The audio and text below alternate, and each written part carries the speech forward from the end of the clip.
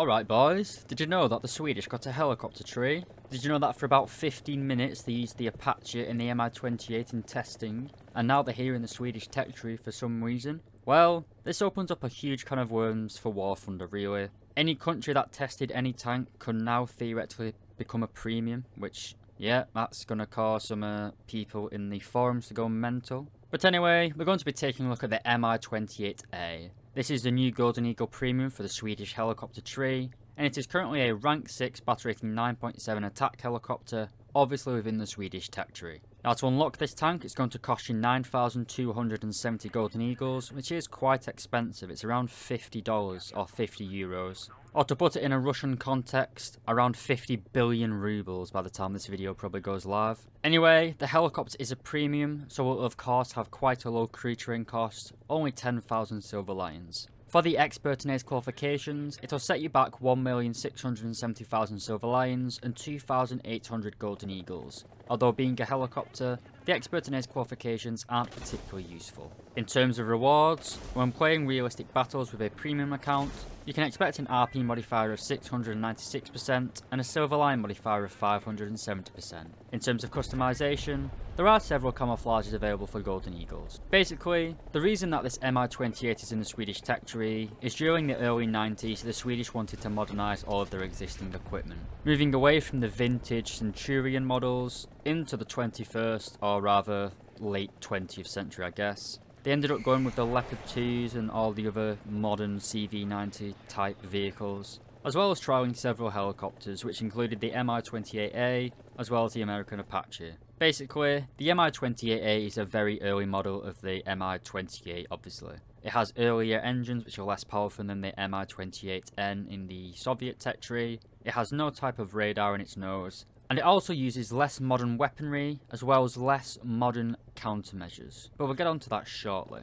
Alright, let's start with the performance and survivability. The Mi-28A is powered by two Klimov TV3 engines. This isn't really that important, but they aren't as powerful as the engines found in the later Mi-28, as I've already said. Regardless though, this Mi-28 flies pretty much the same as the other Mi-28s, can reach a top speed of 300 km per hour, go up to an altitude of 5,400 meters, don't know why the bloody hell you'd want to go there. And you know, it's kind of just an Mi-28, it's fast, fairly agile, although not as agile as the Apaches. It's just a Russian attempt at, well, it's not a copy of an Apache, but you know what I mean. It's the same battlefield role as an Apache gunship, but it does it a lot worse because it's Russian. Is that Russophobia? Probably. Do I care? No. Anyway, survivability, an area that is definitely an improvement over the Apache, because the Mi-28 is just covered in armour. It's not amazingly thick armour, but it's still armour, to be honest. You've got some nice bulletproof glass up front and then some composite around it, so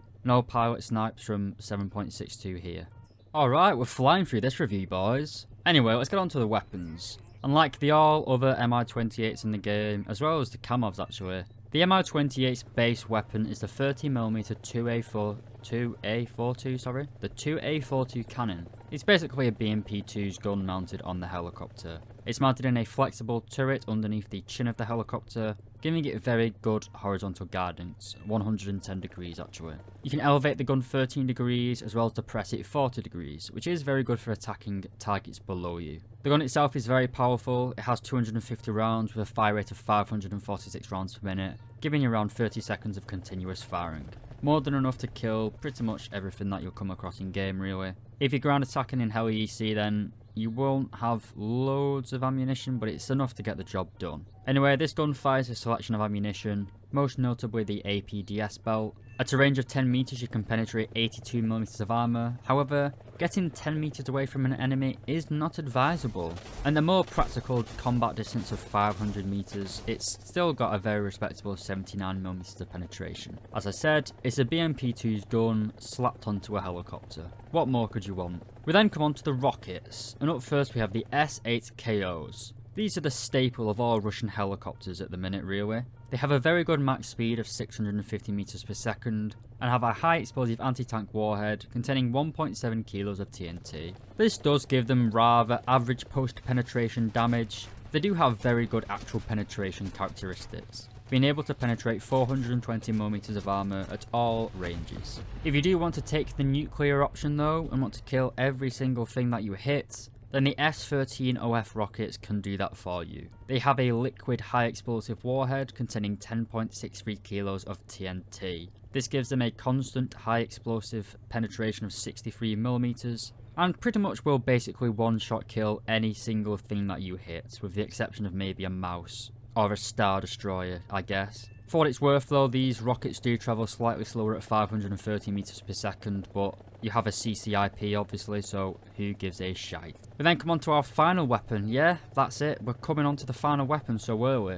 These are the 9M120.1 attackers. These attackers are the same attackers found on all of the top tier Soviet helicopters and are just as powerful, even at battle rating 9.7. These missiles are SAKO guided or semi-active command line of sight, which means they follow your cursor basically. These are not laser beam riding or laser targeted, sorry.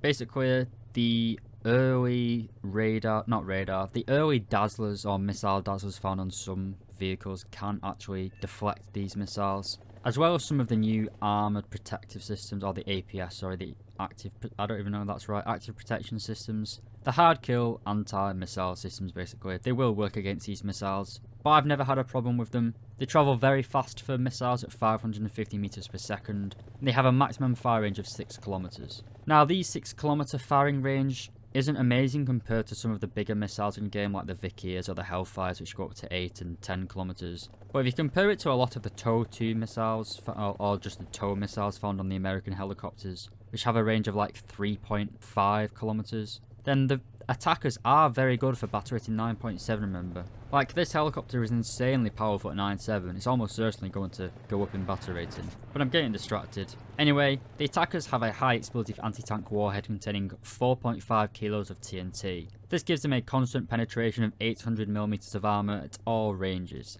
This high penetration, combined with the rather impressive post-penetration damage, does make the attacker missiles incredibly powerful. But as I said, that's it for the weapons. I have the gun, the 2 types of rockets, and the attacker missiles. We get no air-to-air missiles in this thing, and we also don't get any sort of countermeasures, except from Fullers and chaff. Now most other Soviet helicopters get HIRSS, as well as the IRCM. The HIRSS basically means that your exhausts are blocked, which makes it harder for heat-seeking missiles to get a lock. And the IRCM, or infrared countermeasure, is basically a dazzler system which prevents IR missiles also getting locked. Well, the Mi28A doesn't get any of that.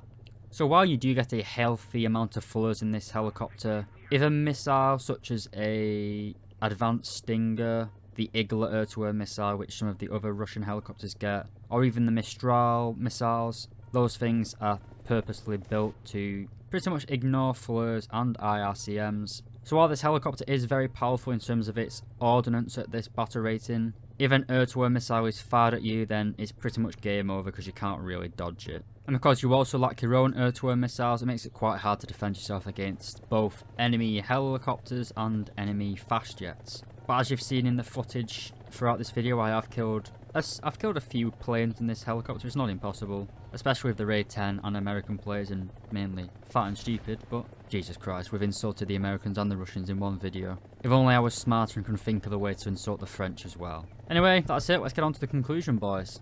So, should you actually buy the Mi28A? Well, if you've got the spare money, then it is absolutely worth it at the minute. It's basically just overpowered at the minute. The attacker missiles have got no right to be at battle rating 9.7 whatsoever. They are top tier missiles and should be on a top tier helicopter. The helicopter itself though, apart from the attackers, it isn't particularly amazing in terms of its abilities. It's got decent rockets, but it doesn't have HIRSS or IRCM. So like I said, if you do get fired at by an advanced air-to-air missile, you are pretty much dead. The helicopter is fast though, it's very nimble. I expect it will go up in battle rating to like 10.3 in the future. The only difference between the P-10, the American Premium, or what used to be the American Premium, is the thermal imaging really. They're both, the A64 P-10 and the Mi28A, they've both got 16 decent missiles. The Hellfires have got slightly longer range, but they do the same damage really.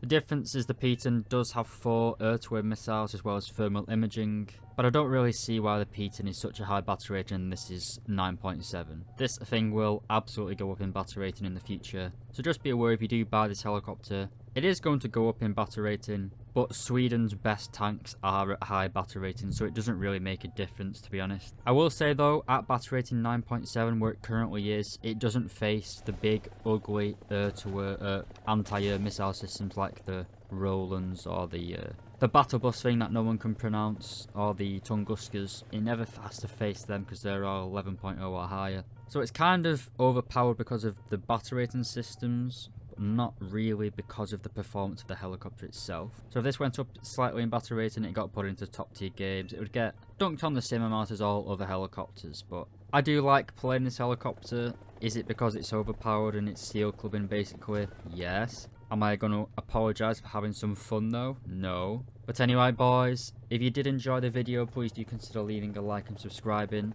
If you loved the video, maybe you could become a channel member. Just like Just Someone, Destroyer 1805, Dr. Bob, Tans, Deboa XL, William Tessier, and Lola Alfonsi. Thank you all so much for becoming members, lads. Again, thank you very much for watching boys, and I'll see you in another review.